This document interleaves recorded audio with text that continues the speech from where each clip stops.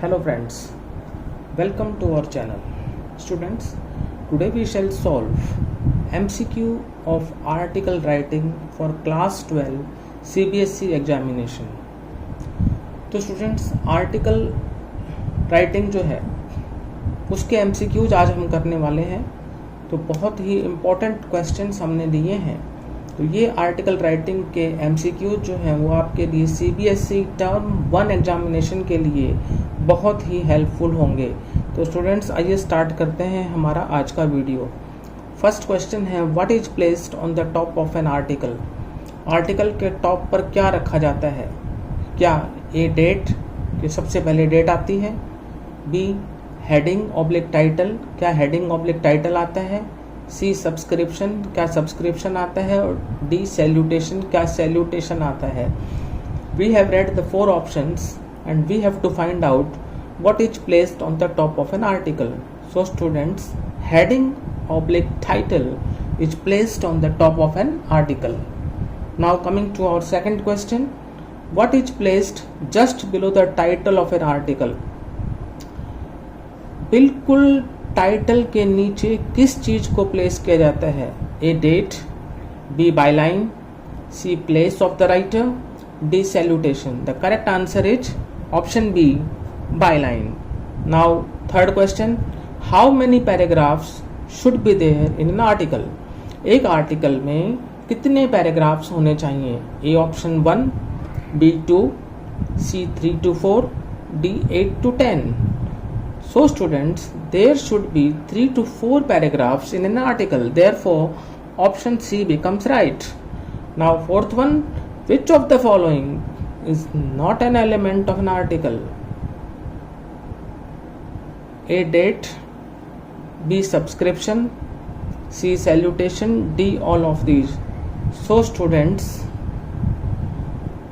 A option date, B option subscription, C salutation, all these 3 options are not an element of an article. So the correct answer is option D, all of these. Now fifth one, what should be the first paragraph of an article be all about? हमसे ये पूछा गया है कि जब हम article लिखते हैं तो उसका जो पहला पैराग्राफ होता है वो किस बारे में होना चाहिए। कंक्लूजन, जो हम निष्कर्ष लिखते हैं, क्या उसके बारे में होना चाहिए फर्स्ट पैराग्राफ। कंसिक्वेंसेस, क्या परिणाम या प्रभाव के बारे में होना चाहिए। स्टैटिस्टिक्स, क्या आंकड़ों के बारे में होना चाहिए। D brief introduction of the topic, क्या वो टॉपिक का ब्रीफ इंट्रोडक्शन होना चाहिए। यस स्टूडेंट्स, वो टॉपिक का ब्रीफ इंट्रोडक्शन होना चाहिए, क्योंकि जब हम आर्टिकल का जो फर्स्ट पैराग्राफ लिखते हैं तो उसमें जो हमारा टॉपिक है उस टॉपिक के बारे में हम ब्रीफ इंट्रोडक्शन देते हैं। तो डी ऑप्शन राइट है। Now next question, on which parameters is article writing assessed, कि जो आर्टिकल राइटिंग का जो आकलन है वो कौन से पैरामीटर्स पर किया जाता है। ए कंटेंट, सामग्री के ऊपर। बी एक्सप्रेशन, अभिव्यक्ति के ऊपर। सी फ्लुएंसी एंड फॉर्मेट, जो फ्लुएंसी या फॉर्मेट के ऊपर। D all of these. तो स्टूडेंट्स, आर्टिकल राइटिंग को जो असेस जो है वो तीनों ही पैरामीटर्स पर किया जाता है, कंटेंट पर भी, एक्सप्रेशन पर भी, फ्लुएंसी एंड फॉर्मेट पर भी। तो आंसर हो जाएगा option D, all of these. Now next question, how should an article B ended, कि एक जब हम आर्टिकल लिखते हैं तो उसका एंड कैसे करना चाहिए। A thanking the audience, audience का धन्यवाद करके। B greeting the audience, audience को ग्रीट करके। C with a suitable conclusion, एक उपयुक्त निष्कर्ष के साथ। D all of these. So students, an article should be ended with a suitable conclusion. Option C is correct. Now next one, which of the following can be added to make an article writing interesting? Article writing को interesting बनाने के लिए निम्नलिखित में से कौन सी चीज को ऐड किया जा सकता है। A quotes, B statistics, C both A and B, D neither A nor B. तो स्टूडेंट्स, आर्टिकल राइटिंग को इंटरेस्टेड बनाने के लिए हम कोट्स और स्टैटिस्टिक्स को जो है ऐड कर सकते हैं। तो कोट्स और स्टैटिस्टिक्स अगर दोनों ऐड होंगे तो हमारा आंसर हो जाएगा option C, both A and B. Now ninth one, what should be the ratio of active and passive voice while writing an article? जब हम एक आर्टिकल लिखते हैं तो जो हमारे एक्टिव पैसिव वॉइस के जो सेंटेंसेस होते हैं उसका रेशो क्या होना चाहिए? A 30:70, B 70:30, C 50:50, D none of these. तो स्टूडेंट्स जब हम आर्टिकल लिखते हैं तो उसमें एक्टिव पैसिव वॉइस का रेशो होना चाहिए 70:30। बी ऑप्शन जो है वो करेक्ट है। Now question number 10, what is the word limit of an article for class 12? अगर हम क्लास 12 के लिए आर्टिकल लिख रहे हैं तो उसकी क्या वर्ड लिमिट होती है?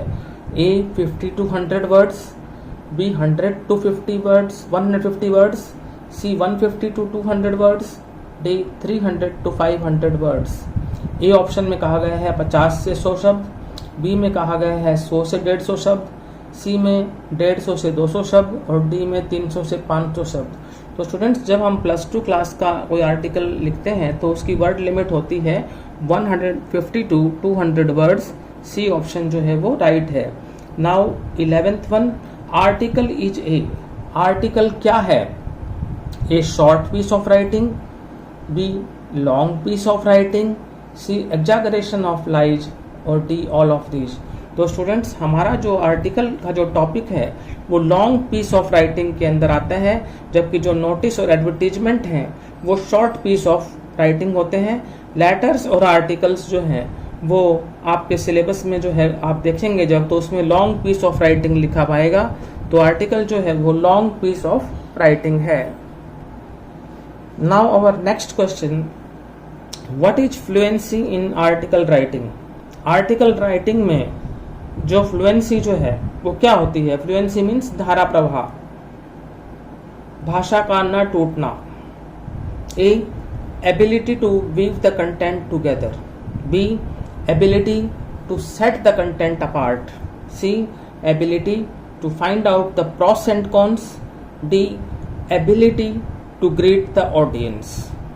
तो स्टूडेंट्स यहाँ पर आर्टिकल राइटिंग में जो फ्लुएंसी है वो है ability to weave the content together, कि जो हमारा कंटेंट है उसको हम बुन सकें, उसमें हमारी योग्यता होनी चाहिए कि जो भी कंटेंट हम लिख रहे हैं आर्टिकल में उसको इकट्ठा बुन सकें। इसमें जो योग्यता होती है उसको कहते हैं fluency in article writing. Option A correct. Now next question, who should be kept in mind while writing a good article? एक अच्छा आर्टिकल लिखते वक्त क्या चीज़ दिमाग में रखनी चाहिए? A editor of the newspaper, B owner of the newspaper, C readers and their mood, D English teacher of the school. तो स्टूडेंट्स एक अच्छा आर्टिकल लिखते वक्त हमें जो है रीडर्स और उनके मूड का ध्यान रखना चाहिए। We should keep in mind readers and their mood while writing a good article. Option C is correct. So students, today we solved MCQs of article writing for class 12 CBSE term 1 and examination, जो कि आपके दिसंबर में होंगे। तो students ये video आपके लिए काफ़ी हेल्पफुल रहेगा। यदि आपको ये वीडियो अच्छा लगा तो इसे लाइक करें, शेयर करें। Thank you.